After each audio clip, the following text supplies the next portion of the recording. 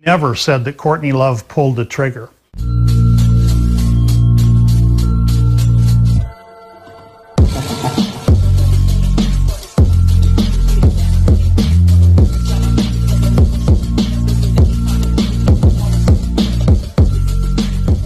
Alright my friends, and still with me Yogi Sugianto, and now I want to discuss about the theory conspiracy Kurt Cobain.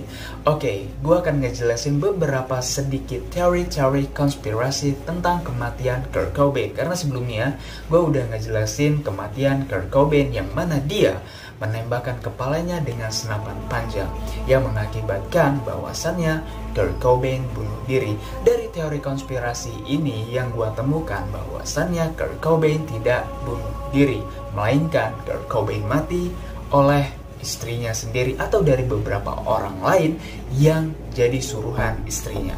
So, seperti apa teori-teori konspirasi yang akan gue bahas pada hari ini? Don't forget to subscribe, like, comment, and share to all your friends. Gue Yogi Sugianto. Let's check it out this video, guys.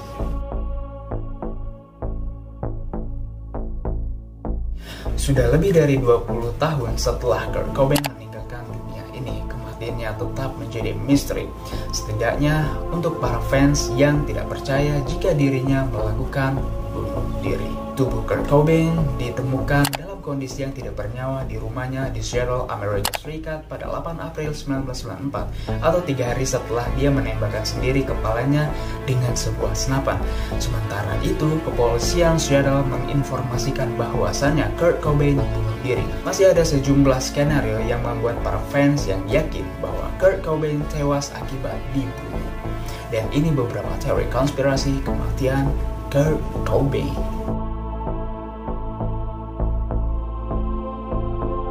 Ini adalah salah satu teori yang paling diyakini oleh para pecinta teori konspirasi.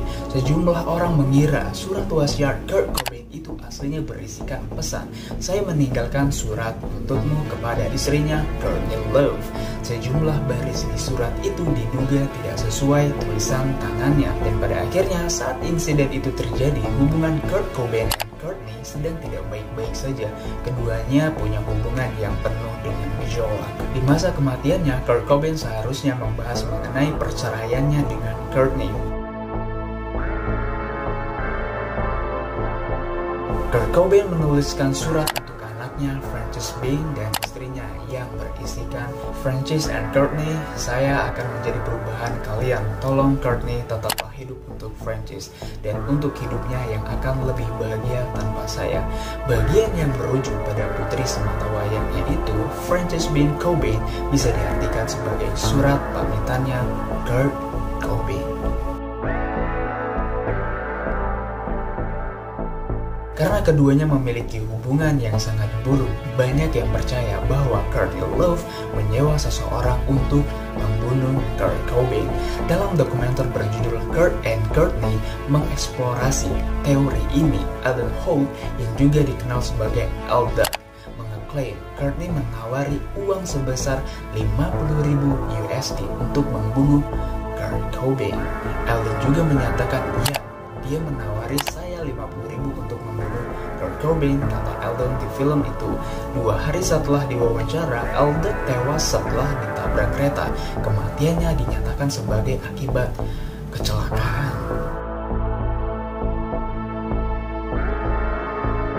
Tom Grant, seorang detektif swasta juga pecinta teori konspirasi. Menurutnya, kasus kematian Kurt Cobain harus diselidiki ulang. Grant seringkali berkoar-koar tentang ketidakjelasan di seputar kematian Kurt Cobain. Bahkan, film Socket in Bleach bisa menjadi buktinya. Grant disewa Courtney pada 3 April 1994 atau 3 hari setelah Kurt menghilang dari sebuah pusat rehabilitas di Los Angeles. Ia berkeyakinan bahwa Courtney dan pengasuh anaknya yang membunuh Kurt Cobain ketika Kurt Cobain menghilang. Grant memeriksa rumahnya di Lake Washington pada 8 April, di mana Kurt ditemukan telah meregang nyawa. Saat itu dia tidak menemukan jenazah Kurt Cobain karena dia berada di rumah kaca di atas garasi. Tapi di hari berikutnya ketika Grant kembali ke rumah itu, dia menemukan surat aneh Gary Michael di tangga utama yang sebelumnya tidak ada. Saya tidak percaya kamu bisa berada di rumah itu tanpa sepengetahuan saya. Kamu itu brengsek karena tidak menelpon Courtney, tulis Grant di situsnya. Karena saya merasa catatan itu dimaksudkan agar saya yang menemukannya, bukan Kurt. Surat itu sepertinya tipu-tipu. The mysterious death of Nirvana frontman Kurt Cobain has a local tie. The investigator, famously known for his insistence that Kurt Cobain's death was not a suicide but actually murder, lives in the Lompoc Valley.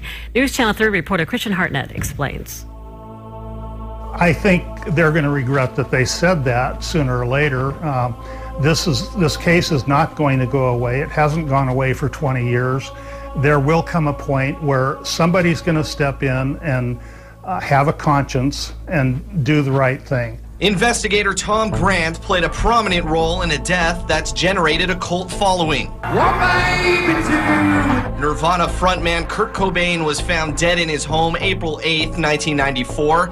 Seattle police quickly ruled his death a suicide, but Grant has maintained that is not true. He was hired by Cobain's wife at the time, Courtney Love, days before his body was discovered.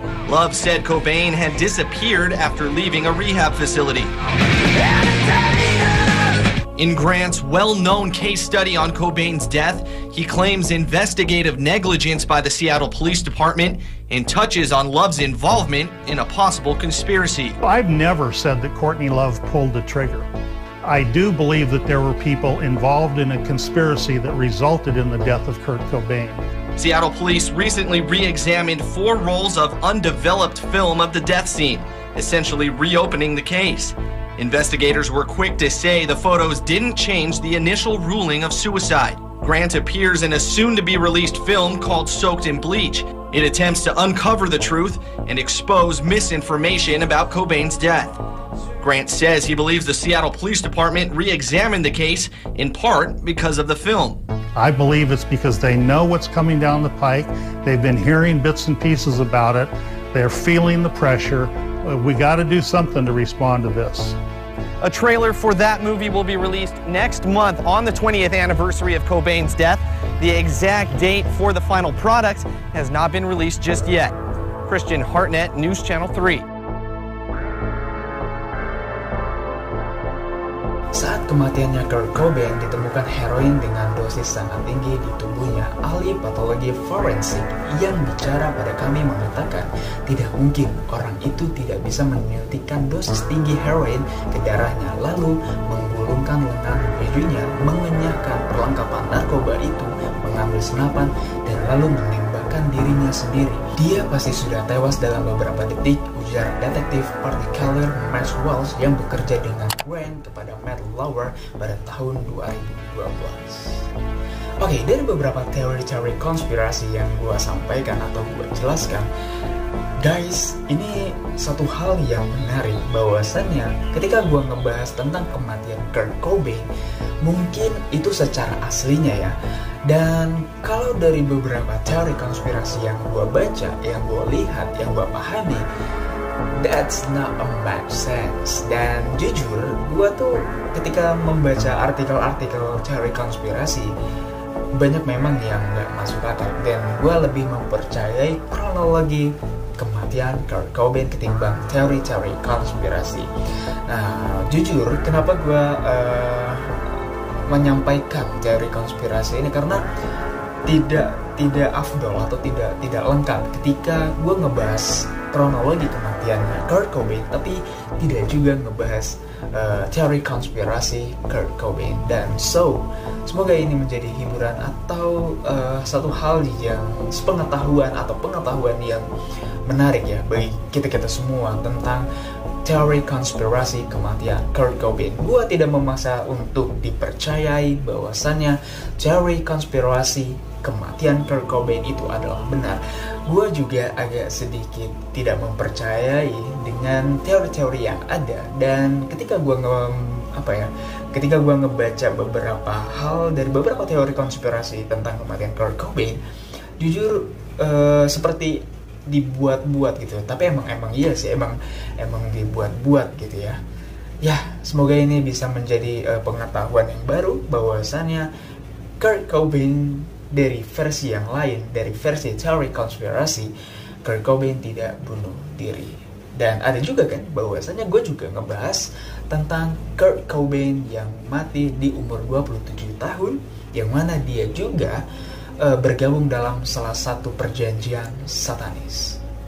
Wow, this is a good news. Oke, semoga kalian bisa terhibur dan bisa mengambil beberapa hal-hal positif. Dan jika ada kesalahan yang gue sampaikan, gue mohon maaf. So guys, don't forget to subscribe, like, comment, and share to all your friends. Gue Yogi Sugianto. Bye-bye.